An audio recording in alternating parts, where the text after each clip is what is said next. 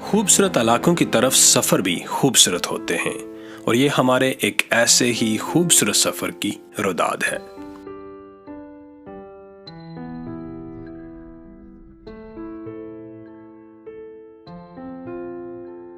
ہمارا یہ سفر بالاکوٹ سے شروع ہو کر وادی کاغان کی خوبصورتیوں کو سمیٹتا ہوا، چلاس کے پرکشش اور دل فریب نظاروں سے گزرتا ہوا گلگت کے بارونق بازار میں جا کر اختتام پذیر ہوتا ہے۔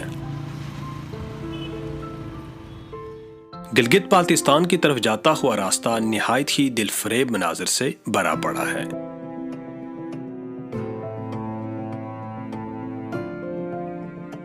یہ راستہ خوبصورت مناظر، فلک بوس پہاڑی سلسلوں، مچلتے دریاؤں اور دنیا کی چند بلند ترین چوٹیوں کے درمیان سے گزرتا ہے۔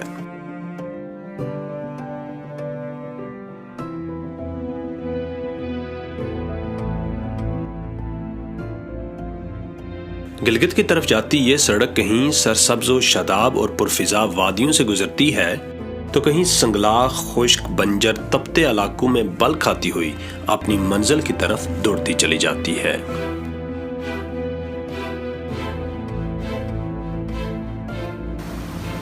راستے میں کہیں دریائے کنہار کے شفاف نیلے پانیوں کا ترنم سنائی دیتا ہے تو کہیں پہاڑوں سے سر ٹکراتے دریائے سندھ کا شور۔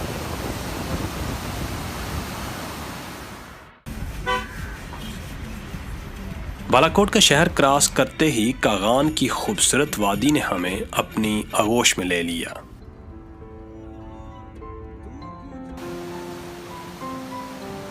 ایک 155 کلومیٹر پر پھیلی ہوئی اس جنت نما وادی کے فطری مناظر آنکھ دیکھتی ہے تو دنگ رہ جاتی ہے۔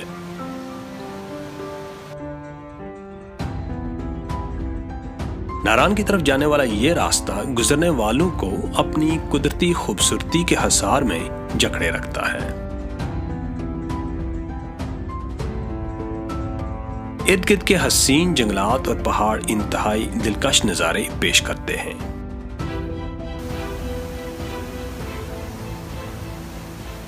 اسی وجہ سے تھکا دینے والی شہری زندگی سے تنگ، فطرت سے قربت کے خواہش مند سیاح اس علاقے کا شوق سے رخ کرتے ہیں۔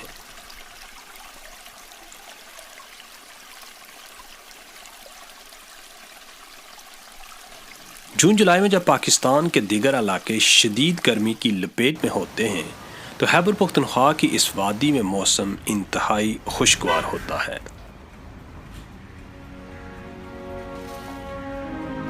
بالاکوٹ سے ناران تک کے سارے راستے میں دریائے کنہار سڑک کے ساتھ ساتھ بہتا چلا جاتا ہے۔ یہ خوبصورت دریا لولوسر جھیل سے اپنے سفر کا آغاز کرتا ہے اور میلوں تک تشنا لبوں کی پیاس بجھاتا چلا جاتا ہے۔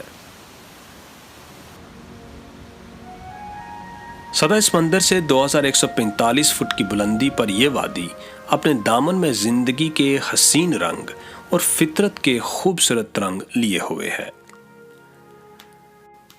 یہاں قدم قدم پر بکھرے ہوئے مظاہر فطرت دست قدرت کی عظیم مصوری پر دلالت کرتے ہوئے نظر آتے ہیں۔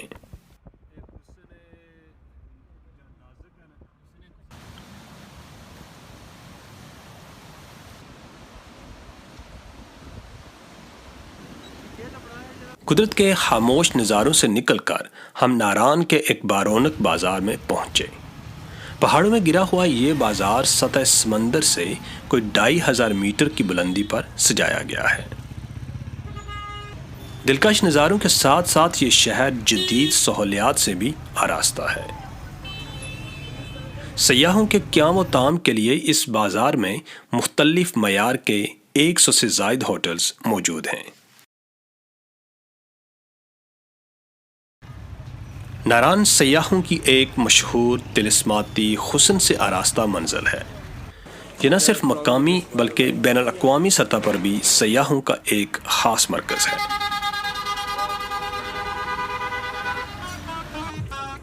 خیبر پختونخوا کی ثقافت کی عکاسی کرتی ہوئی مختلف اشیاء اس بازار میں فروخت کی جاتی ہیں۔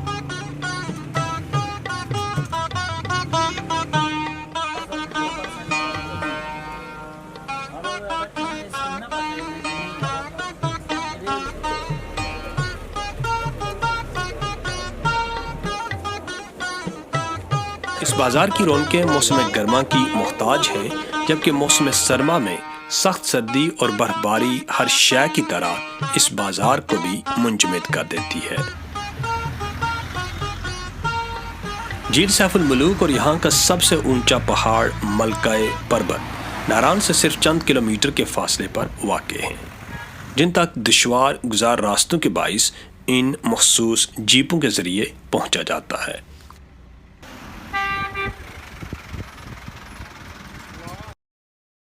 ہم ناران سے کچھ آگے بڑھے تو دریائے کنہار کی شور مچاتی لہروں میں کچھ کشتیاں رقص کرتی ہوئی نظر آئیں۔ بپھری موجوں میں اٹکیلیاں کرتی ان کشتیوں کو دیکھ کر ہم نے بھی اپنے آپ کو دریائے کنہار کی بے رحم موجوں کے سپرد کرنے کا ارادہ کر لیا۔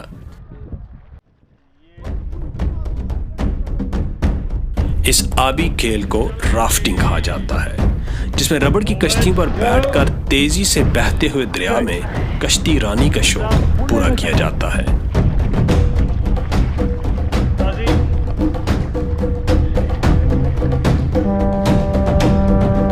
چپو چلانے والوں سے جب یہ کشتی بے قابو ہو کر توازن کھو بیٹھتی ہے تو دلوں میں عجب دہشت پیدا کر دیتی ہے۔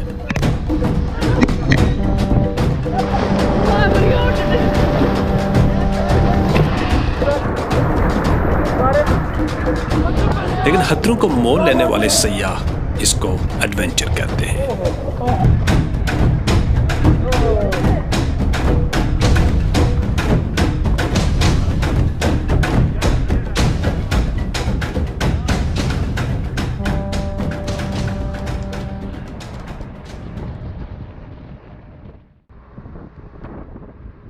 ناران سے آگے ہماری گاڑی بلندیوں کا سفر طے کرتی جا رہی تھی، اور ہم جوں آگے بڑھتے جا رہے تھے سردی کی شدت میں اضافہ ہوتا جا رہا تھا۔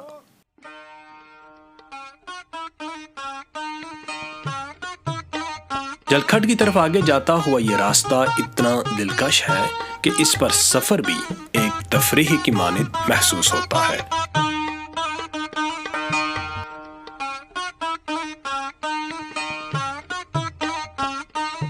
یہاں کے لوگ سادہ زندگی گزارنے کے عادی ہیں، اور یہی سادگی حسن بن کر ان کے چہروں سے چھلکتی ہے۔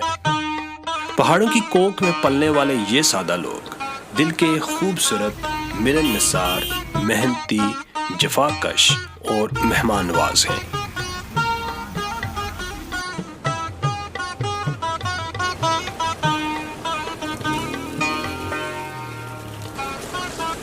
یہ لوگ پنچھیوں کی مانند صبح سویرے رزق کی تلاش میں نکلتے ہیں، اور شام کو اپنی محنت کا ثمر لیے ہونٹوں پر مسکراہٹ بکھیرے اپنے گھروں کی راہ لیتے دکھائی دیتے ہیں۔ مسافران شوق جب یہاں سے آگے چلے تو یہ بستہ ہوا میں پھیلتی لذیذ پکوانوں کی خوشبو نے ان کے قدم روک لیے۔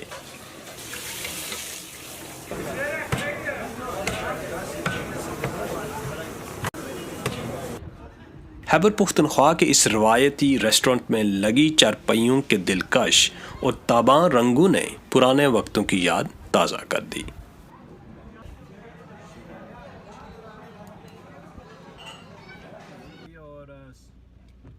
ہم شہر سے کافی دور آ چکے تھے اور باہر ٹھنڈ تیزی سے پھیل رہی تھی۔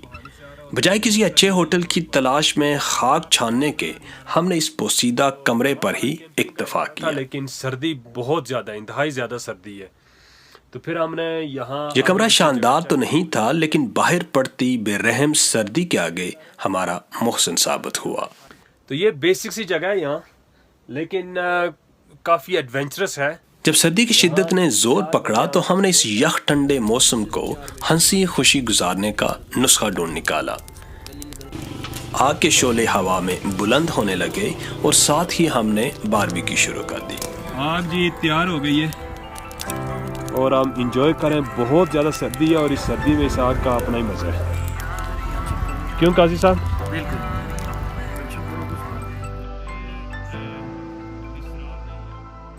تھکے جسم، بڑے پیٹ اور اطمینان دل کے ساتھ ہم کس وقت نیند کی آغوش میں چلے گئے पता भी न चला। अगली सुबह सूरज की तरोताजा किरणों के साथ ही हम भी नींद से तुलू हो गए। लजीज नाश्ते की लज्जत से महजूज हुए और एक बार फिर आपने इस कारवां को आगे बढ़ाया। कुदरत की शान अजीम का एक और शाहपारा अब हमारी आंखों के सामने था, झील लोलूसर। पहाड़ों के बीचों बीच आसमान के साए तले ये सब्ज और नीला पानी देखने वाली आंख के लिए फितरत का अता करदा हसीन तरीन मंजर है।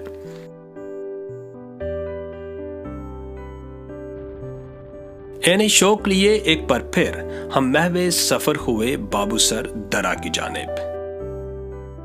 झील से कुछ 6-7 किलोमीटर आगे वादी आहिस्ता आहिस्ता एक मैदान का रूप धार लेती है।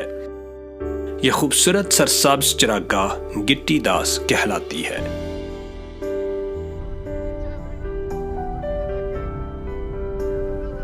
इस मैदान से गुजरकर बाबूसर की चढ़ाई शुरू होती है। बाबूसर टॉप नारान से तकरीबन 70 किलोमीटर के फासले पर एक तफरीही मुकाम है।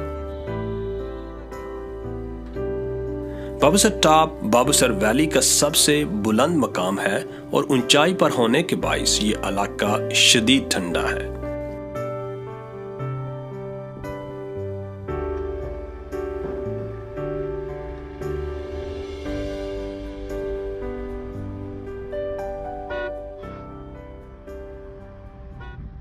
हम सड़क पर आगे की तरफ बढ़े तो सड़क बल खाती गहराई में डूबती महसूस हुई।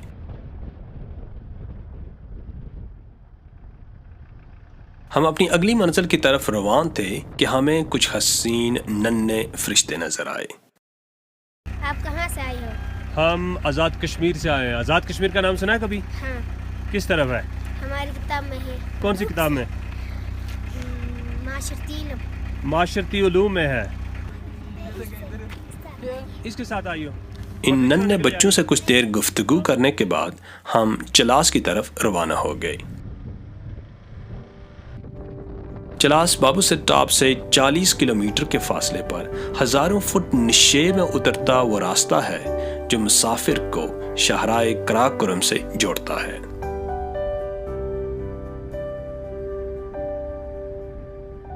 अभी लॉन्ग ड्राइव के बाद आप पहुंचे चलास, तो पीछे जितनी सर्दी थी यहाँ चलास में उतनी गर्मी है। आप देख सकते हैं ये जो पीछे पहाड़ हैं, यहाँ कोई सब्जा नहीं है। चलास मौसम के एतबार से एक इंतहाई गर्म इलाका है। ये सरजमीन अपने अंदर गर्माइश के साथ साथ एक अजीब पुरअसरार खामोशी भी समोए हुए है।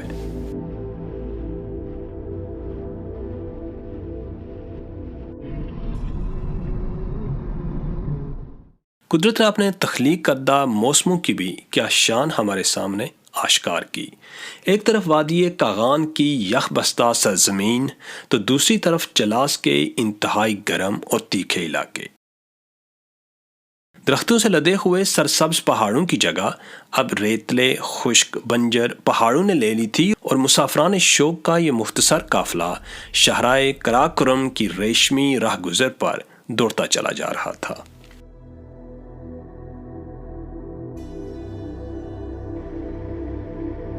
दुश्वार गुजार पहाड़ों में तराशी 1300 किलोमीटर तवील ये शाहरा पाकिस्तान में हसन अब्दाल से शुरू होकर चीन के मुकाम काशगर तक जाती है।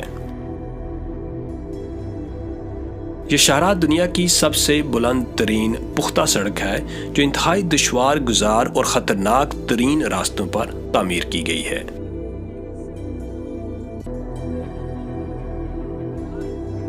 कठिन दुश्वार बंजर सहराई पहाड़ों के दामन में मीलों तक फैली हुई ये शाहरा अपने अंदर कई खामोश दास्तानें लिए हुए है।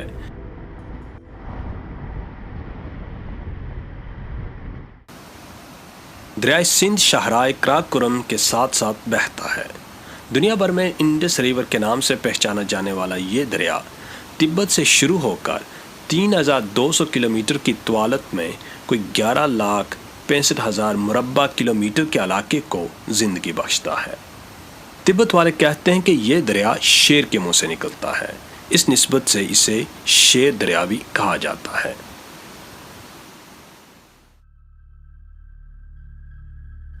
دریا کا شور اور ٹھاٹھے مارتا پانی اپنے اندر اتنا رعب رکھتا ہے کہ اوپر خطرناک سڑک پر سفر کرنے والے بہتے دریا پر نظر دوڑائیں تو دل کو دہلا دینے کے لیے کافی ہے۔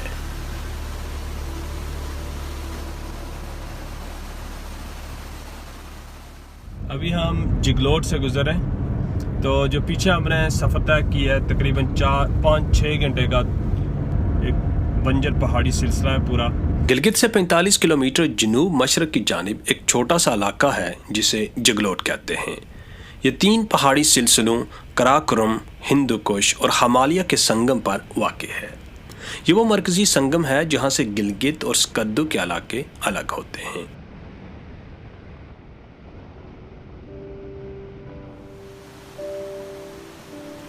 دلکش اور قدرتی مناظر سے بھرے ہوئے اس 2 دن کے نشیب و فراز کے سفر کے بعد ہم بلاخر گلگت شہر میں پہنچ گئے اور یوں اس طویل مگر حسین سفر کو اپنی ایک منزل مل گئی۔